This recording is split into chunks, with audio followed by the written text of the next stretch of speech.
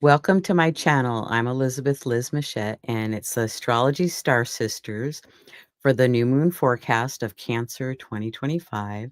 And my astrology star sister colleague and friend, Madam Simon, is joining me today. Hi, Simon. How you doing? Pretty good, Liz. Glad to be here. How you doing? Good, good. We're in interesting times, that's for sure. So we're going to this Cancer new moon, Yep. and it's Simon, or also known as Madam Simon, and myself. And Um, Simon is an archetypal astrologer, tarot reader, and visionary artist. Her website is iconalchemy.com. I'm an astrologer, author, intuitive, relationship astrologer, and Dwarf Planet University graduate, and my website is alightpath.com. And we're talking about the out of bounds Cancer new moon, and we'll just briefly talk a little bit about manifesting.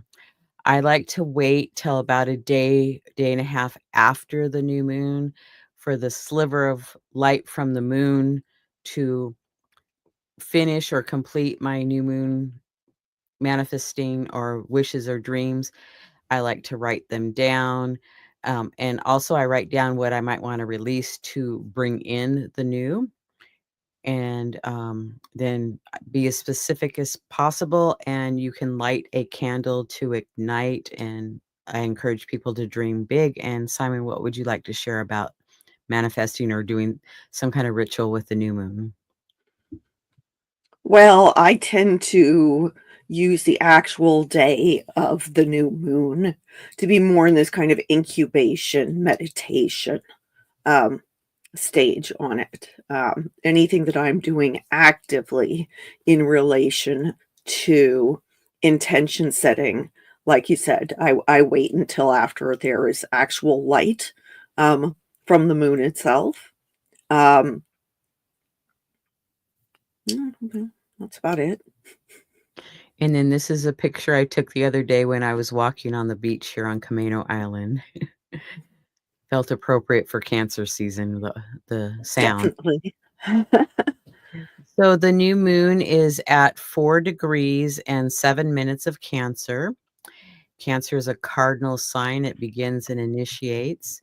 It's of the water element, so all about feelings. The planetary ruler is the moon, and the new moon is about beginnings, creativity, and initiation. And then, Simon, can you tell us about Cancer, please? So it's of the cardinal modality, which initiates starts things. Um, Cancer's ruling planet is the moon. So of course, a new moon in Cancer is ruling itself. It's domiciled, right? It's in its own home. Um, Cancer is of the water element, which is emotional, feeling, intuitive, reflective. The mantra for Cancer is I feel. Keywords are nurturing, caring, family, mother, security, children, emotions, feelings, sensitive, warm, sentimental, and domestic. Some of the cautions would be oversensitive, taking things too personally, a lack of boundaries, and can sometimes be perceived as controlling or passive aggressive.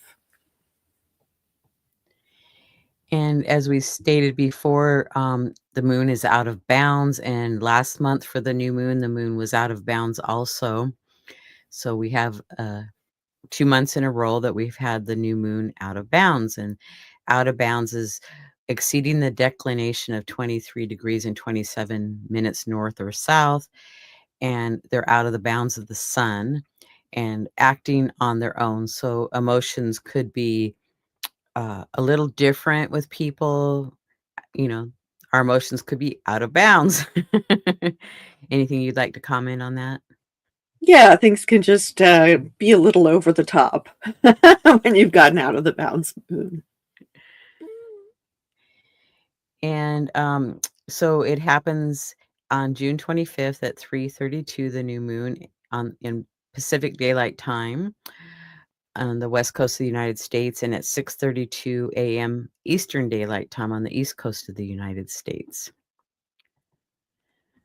So here we have the aspects to the new moon. And of course, when it's a new moon, the sun and moon are at the same degree. But with this new moon, we have Jupiter in the mix. So we have Jupiter, sun, and moon. They are sextiles to Mars in Virgo, trine to Vesta and Lilith in Scorpio, square Saturn, Neptune, and Ceres in Aries, quincunx Pluto in Aquarius, sesquiquadrate Juno in Scorpio, and semi-square Venus in Taurus. So the only two planets that the moon is not communicating or interacting with on this new moon is Mercury and Uranus. And then I'll let Simon jump in and start telling us about the aspects to the moon.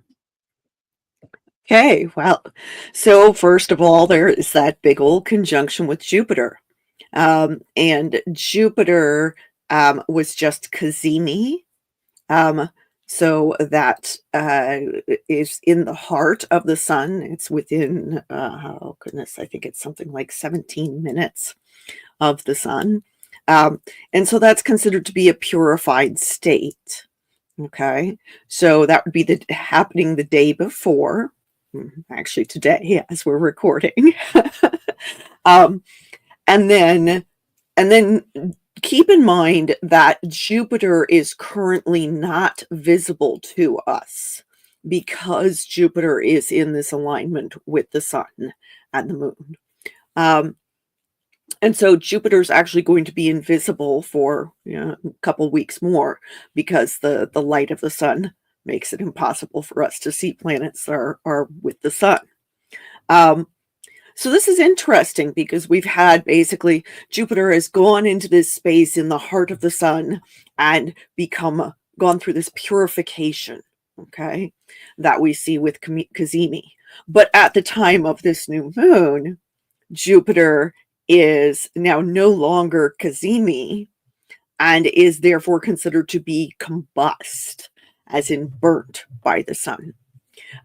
So it's interesting because, newly purified Jupiter, that is considered to be a beneficial thing, and yet that combustion, where Jupiter is in this kind of flammable space, but not in that purified heart of the sun, that can make it so that a planet expresses itself in a kind of a way of like, oh my goodness, it's too hot, it's too intense, it's I want to be and do the things that I as a planet like to do, but they're a little off kilter.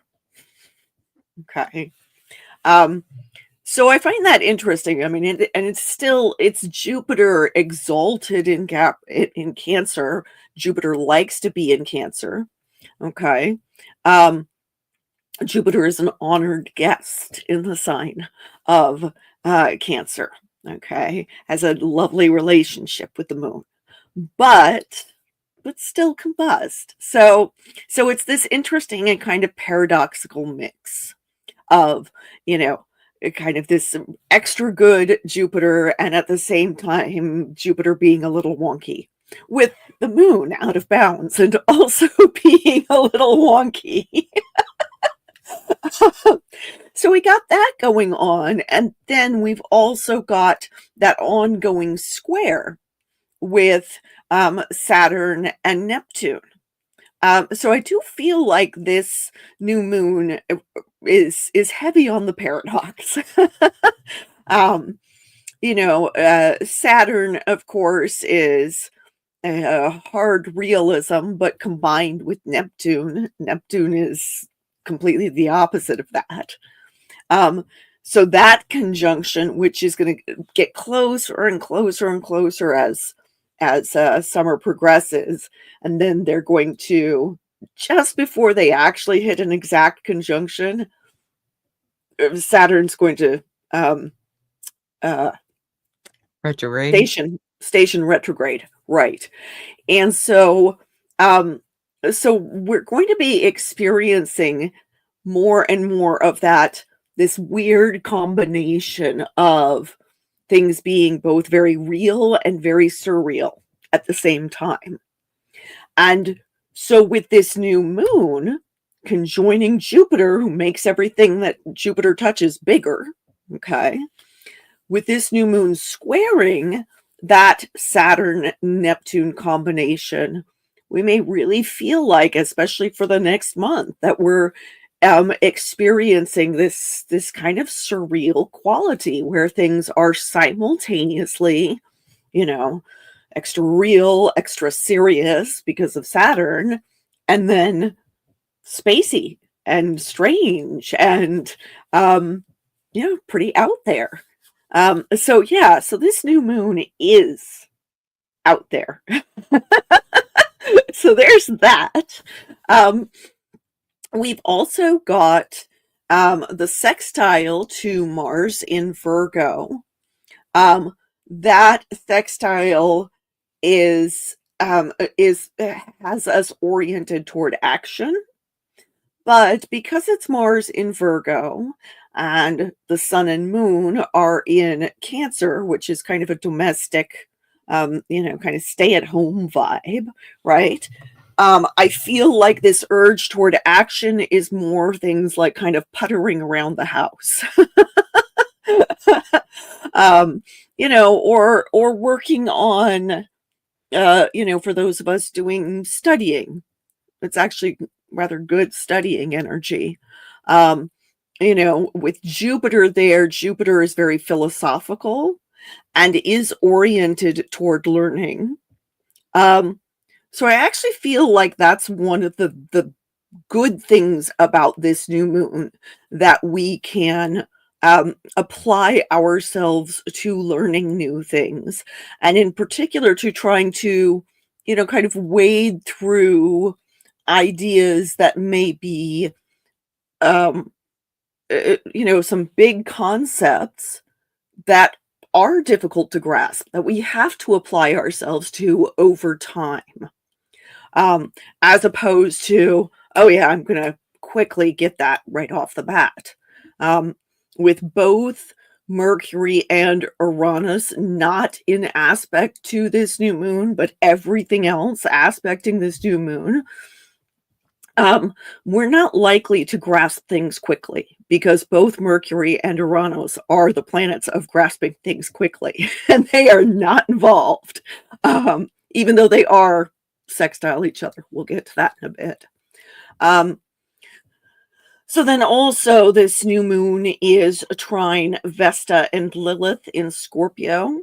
That gives it some focus, some intensity, and can perhaps make it a bit more, even more unruly, because Lilith in Scorpio in particular is not interested in following the rules and not interested in,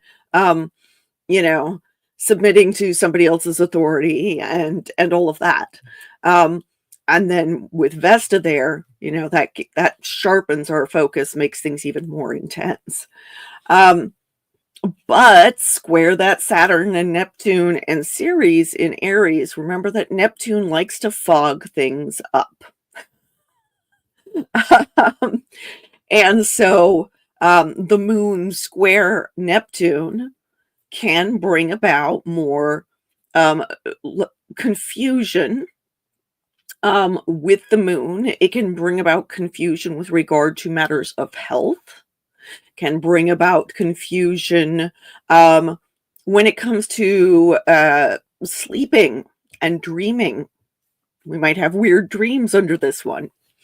And then, of course, Ceres in that mix is also asking us, what is nourishing to you? What is nurturing to you?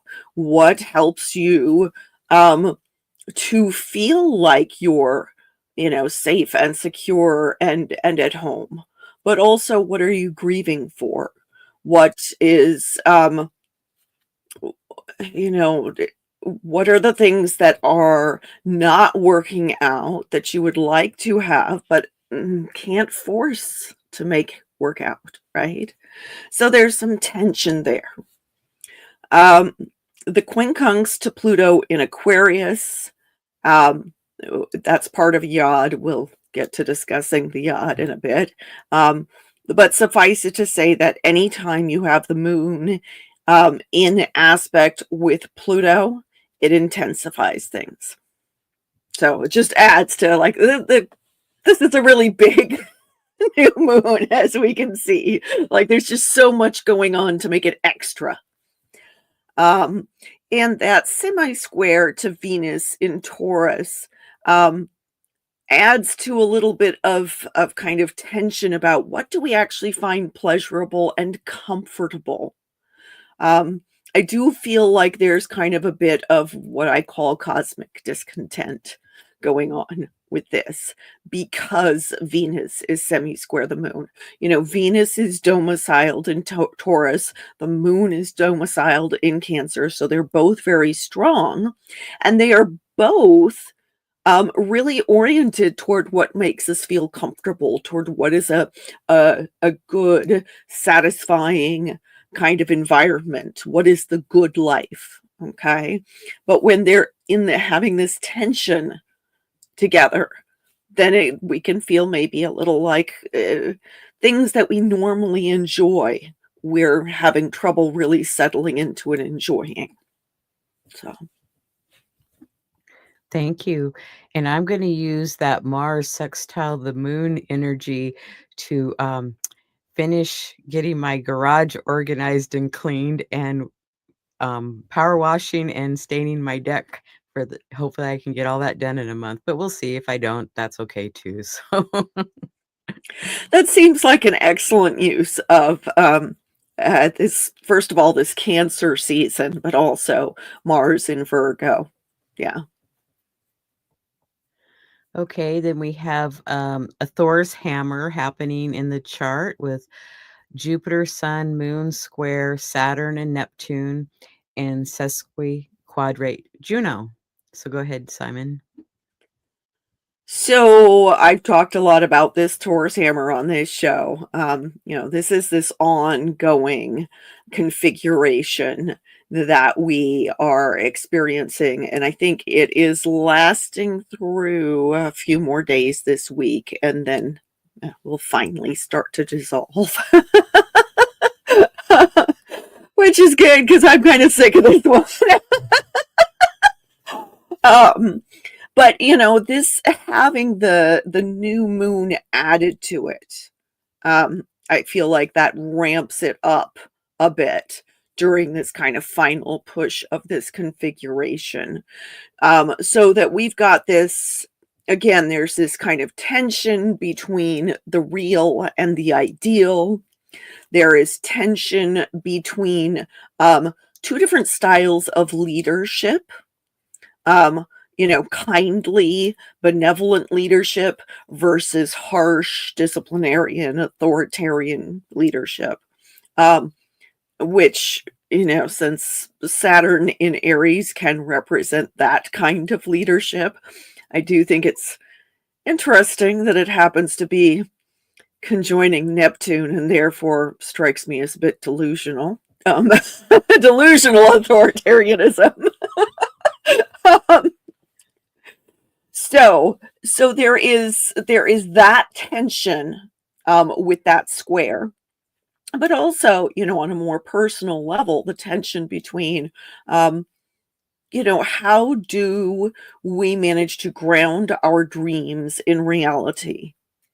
How do we maintain big vision without having pie in the sky ideas that won't ever amount to anything? One of the things that I find interesting, we see lots of things in kind of like, self-help literature and wellness community types of situations where folks like to emphasize, the need to be optimistic and the need to, stay positive and all of that.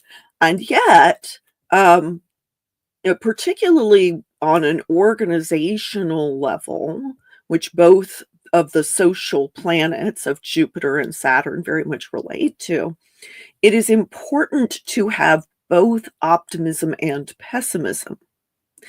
Because if you just have a bunch of optimists running hog wild, they are unlikely to consider things like, is there actually money in the budget for this? Or, what are the logistical problems that might make that pie in the sky idea impossible? Okay. And so both Saturn and Jupiter are very necessary. Both optimism and pessimism are necessary. Both expansion and constriction are necessary in order to have realistic plans that you can actually take action on. And one of the things about developing personal responsibility is that if you don't ever kind of test things out and take enough risks, which would kind of be the Jupiter side of things, to be able to see if something's possible and then experience the potential limitations of Saturn, then you don't really get a sense of what you can and cannot do. Okay. And that's part of what strengthens us as individuals or as groups, is when we actually can try to apply things and take some risks and sometimes fall flat on our faces. That is a requirement for us to be able to learn and grow. So, yes, this square can be challenging, and it is definitely more challenging because of Neptune being in the mix, because that tends to fog things up. But this square also helps us to get a more realistic sense of what we can and cannot do, even as we are holding space for big vision, big ideas, big dreams. And trying to make a better life for ourselves as a result. So that tension at the base of this Taurus hammer, then, pointing to Juno, is, and Juno's retrograde, as I've mentioned before, she's retrograde in Scorpio, and Scorpio tends to bring that kind of sense of like, doom, apocalypse, the sky is falling. But also, oh, hey, some things have lived past their pull date. It is time to, discard what doesn't work anymore or transform things to make things radically different than how they have previously been. And for Juno, that's going to apply to both interpersonal relationships and also our experience of the social fabric and our institutions. And, what are we willing to do or not willing to do in order to maintain our relationships and our institutions? So, Juno's in this process of reconsidering all that, and then Jupiter and Saturn squaring off against each other puts a whole lot of pressure on her, puts a whole lot of pressure on us to really consider, what promises am I willing to make and keep, and what things have I previously agreed to that have outlived their usefulness? I no longer wish to do this. This is not helpful. This is, potentially harming me, or is not sustainable. Okay. And since the moon, this new moon, is involved, I feel like at this particular point, this Taurus hammer is going to really kind of catch us up in what are the bodily limitations that I have in terms of keeping my promises. Saturn a lot of times shows us obstacles that require us to move at kind of a snail's pace, which can be frustrating, but it also is a matter of conserving our energy, making sure we don't overextend ourselves, and making sure that what we are doing with our bodies in particular is sustainable, that it is something we can keep doing over the long haul. So I think that that's going to be um, a real theme that we will see emphasized here. Slow and steady gets the job done. Yep. So now we have a finger of God or a yod between the sun, moon, and Jupiter, sextile Mars, and it's pointing to Pluto. Go ahead, Simon. Okay, so I said I would talk about this. So we've got the new moon and Jupiter are sextile Mars, and that means that we have potentially um, a lot of personal willpower that we can tap into, particularly for getting little futsy, puttery kinds of things done. Um, Remember that Mars is in Virgo and Virgo is detail oriented. So this is big tinkering energy, refining. Um, it's, the detail oriented project that you need a magnifying glass for.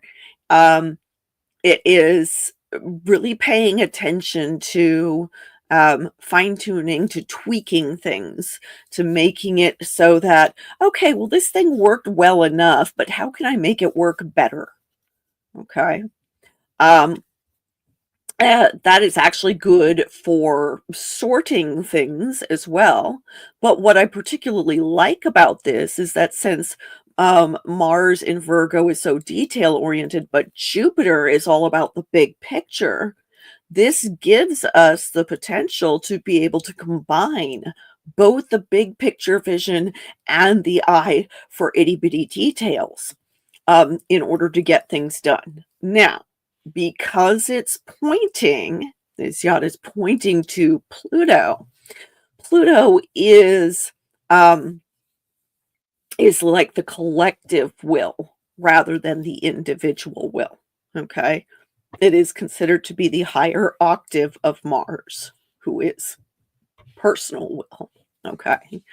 And so it feels to me as though this yod can take all of the things that we do on a personal level to fine tune and improve things in our own lives and in the lives of those we care about, and then steer them on that larger level. Okay, to have them apply on the collective level. Now, there's also going to be situations where we can't necessarily see a direct correlation between what's happening on the collective level versus what we're doing on the individual level. Um, the yod pointing to Pluto can also simply make things more intense in the collective. Um, Pluto in Aquarius is very much intensity within the zeitgeist. It is very much, showing us the things that are rotten in terms of our institutions, um, rotten on a societal level, the things that need to be composted, the things that need to be transformed. Okay, so that is the more challenging iteration of this configuration. But on a personal level, I think it is, among other things, excellent for doing things like repurposing items. I think it is a regenerative configuration that may be very good for giving us a second wind while we're doing projects like cleaning out the garage. So I do feel like this is good get things done energy, but not on that level of like, oh my goodness, I have to do this like, crazy thing all at once, right? I feel like it's good for sustained energy. Well, I'm going to use that energy to sustain to get work on things, and I don't expect it to all happen in a few days. It's a process for sure. Right. So then we have a T square between Mercury being opposite Pluto and square Eris and Chiron. And then Uranus has a T square with Mars and Pallas Athena, which Mars is just kind of separating enough to almost be out of that window, but I left that one in there because it seemed important too. And then we have Uranus is square. Oh, I mentioned that. So I'll let you talk about the squares and T squares. Okay. So Mercury is applying to this opposition with Pluto, um, which we're likely to feel more once Mercury's crossed over into Leo. But it is within orb. We are starting to feel it now. And I do find it interesting because Mercury in this position actually acts as kind of a release point for that yod I was just talking about.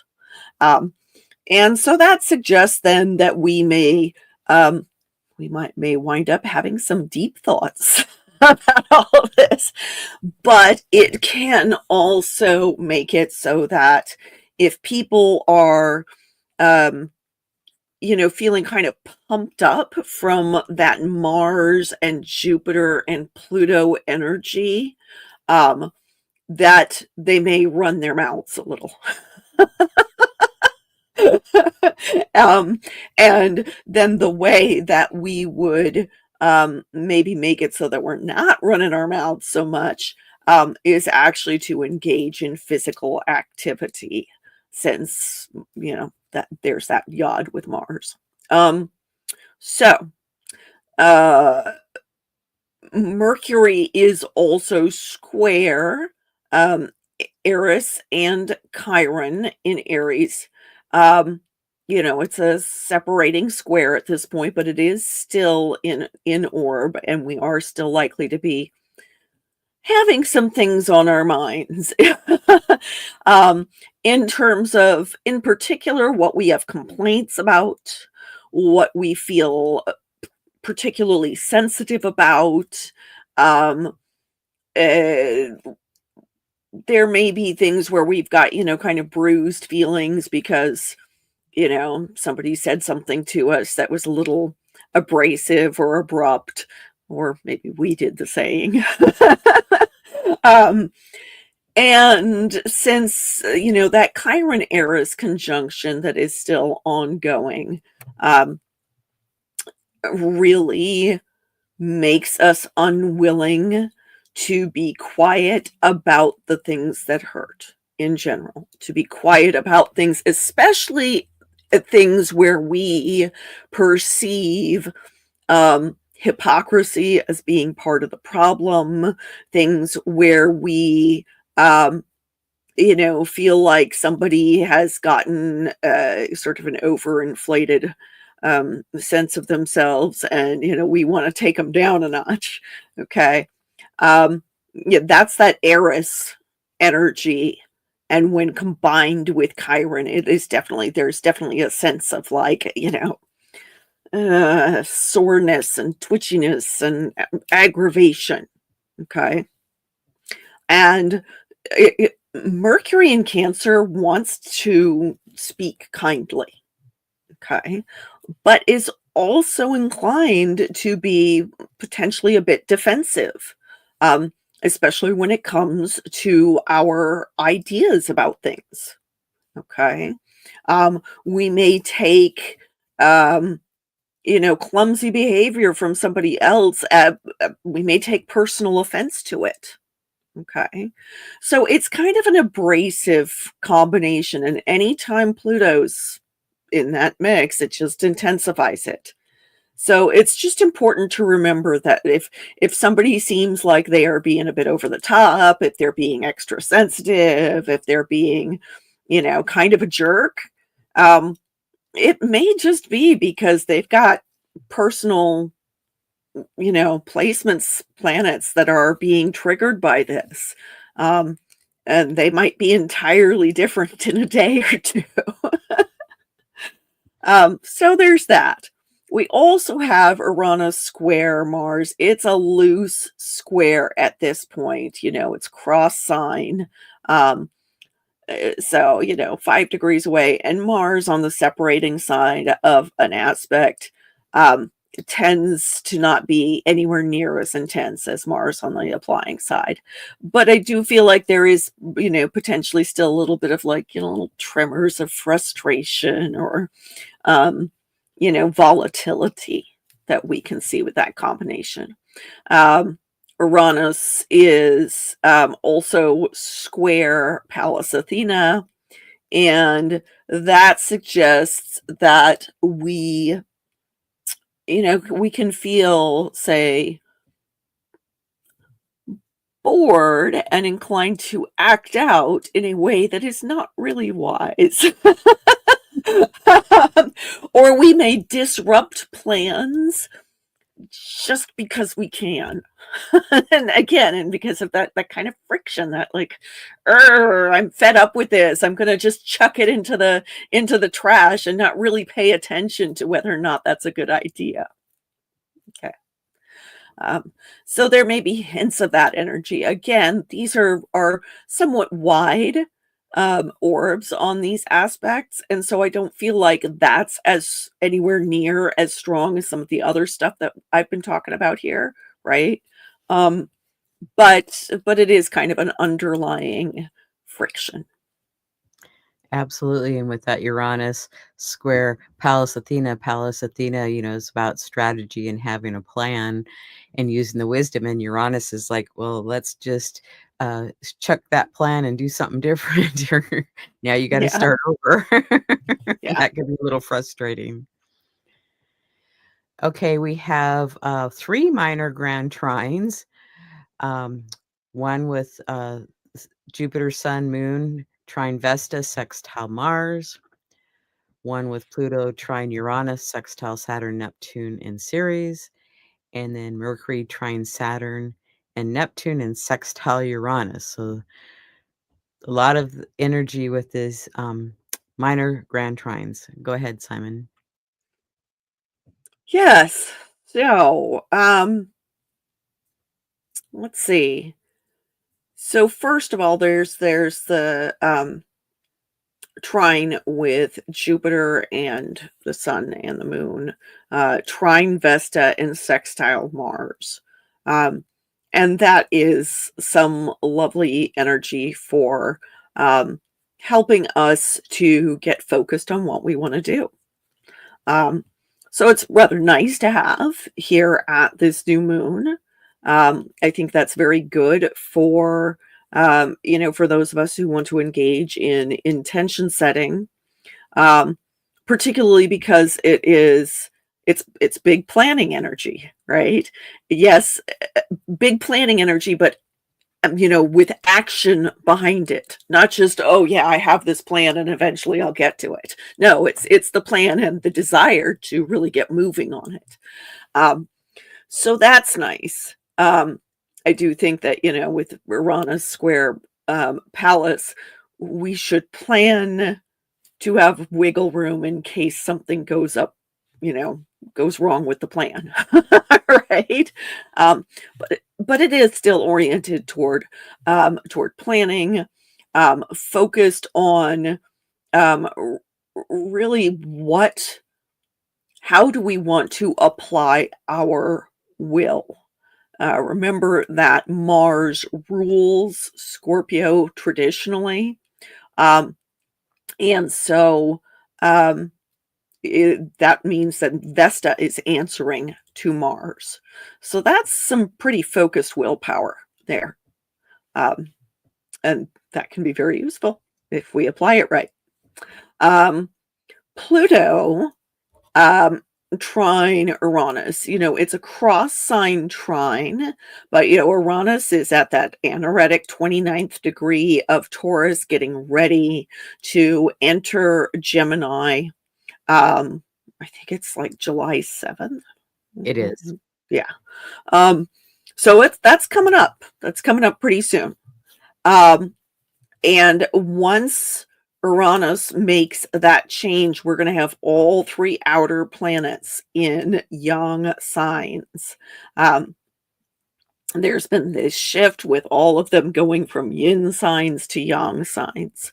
Um, and outer planets are those generational planets that describe the big forces that apply to the world, to nations, to generations, to large groups of people.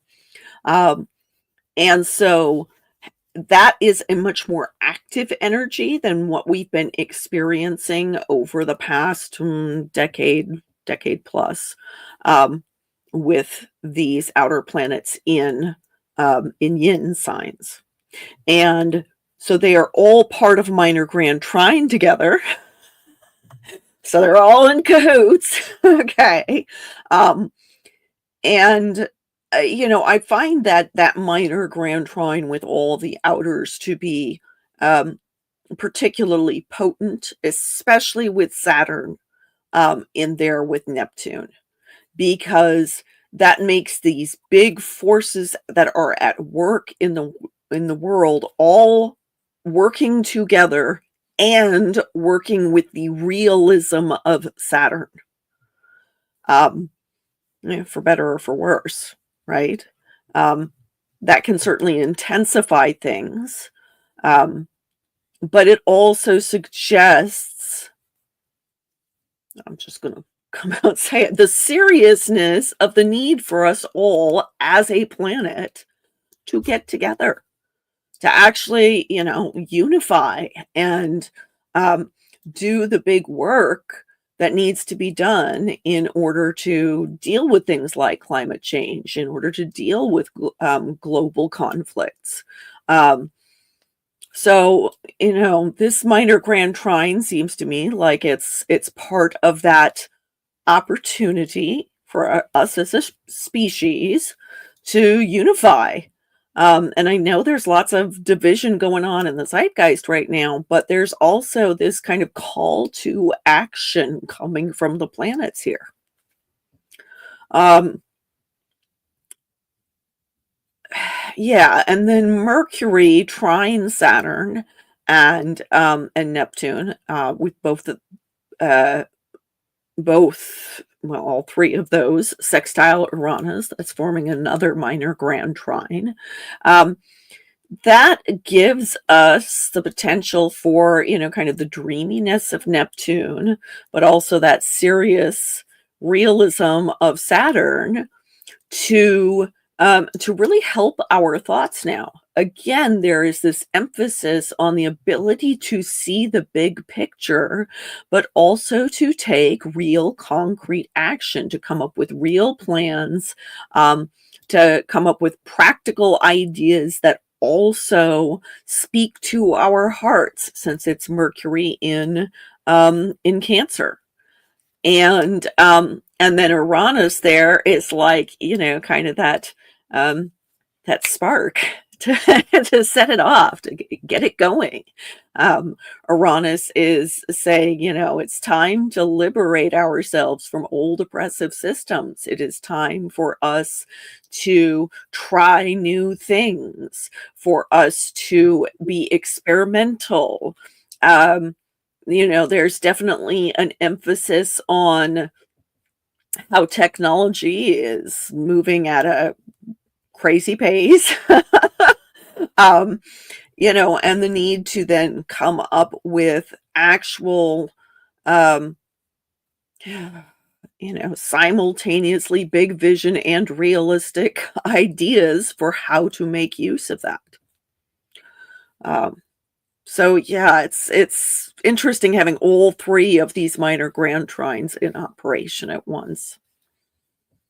Quite an active new moon with all these aspects and the planets communicating. It's like a little bit of this energy and a little bit of that. It's like quite the mix. Right. Yeah, it's very busy. Yeah. I think you're gonna get a little busier. But just pace yourself. Okay, so Yes. we're gonna talk about the lunar phase family or gestation phase. It uses the 4 lunar phases, um, the new moon or the new phase, the first quarter phase, full phase, and last quarter phase. And, Pessin discovered the use of this, and each phase lasts 9 months, so it's a 3-year process. And, like the new moon, it's the beginning, and the first quarter's adjustments, full as a realization, and the third quarter is reevaluate, and do you wanna continue or finish?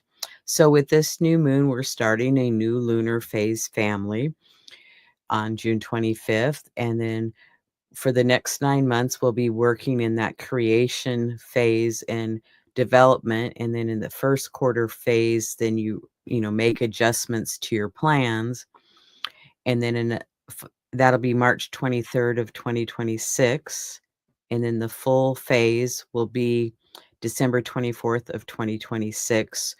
So, what you're planning or what, um, manifestation you wanna work on, if you keep track of it, you can refer back to it and see, like, how has that developed, or what maybe you're gonna start in the next week or 2, how's that gonna manifest, and you can refer back to that. And then the third quarter phase will be September 23rd of 2027, and they all stay within a few degrees in the same sign of Cancer. So, the new phase is at 4 degrees Cancer, the first quarter is at 5 degrees Cancer, the full phase is at 2 degrees Cancer, and the third quarter will be 0 degrees Cancer. And then looking at the yearly lunar phase, which begins tomorrow, and then the Cancer full moon, so approximately 6 months from now, will be January 3rd, 2025. So sometimes what we're working on can manifest in 6 months, or we've put it into action and we start to see results by then, and that full moon will be at 13 degrees Cancer in 2 minutes. Well, I wanna thank Simon for joining me today. I wanna thank our audience for joining us today, all those that have watched live and all those that come back and watch at a later date. We appreciate your support. We wouldn't be here without it. And then I'm gonna let Simon tell you about her Patreon page. So I write about the transits on Patreon. And I also do custom astrological art for my patrons there. So if you're interested in, kind of joining the discussion and learning more about the transits, I'd love to see you there. And also, like Liz, I'm a consulting astrologer. And so if you wish to schedule a consultation, you can visit me at iconalchemy.com. And, if I have a newsletter, and of course you're watching my YouTube channel and I do consultations, you can reach me, at alightpath.com is my website. I will be on, and this is the old one, I'm so sorry. I will be on Talk Cosmos, um, July, ooh, I think it's July 20th, talking about the new moon in Leo. And then we have a variety of shows for you to watch, so there's lots to choose from. So please come back and watch other shows. I appreciate it. Leave comments, likes. And again, I want to thank everybody for joining us, and thank you, Simon, for being here. And I look forward to seeing everybody next time.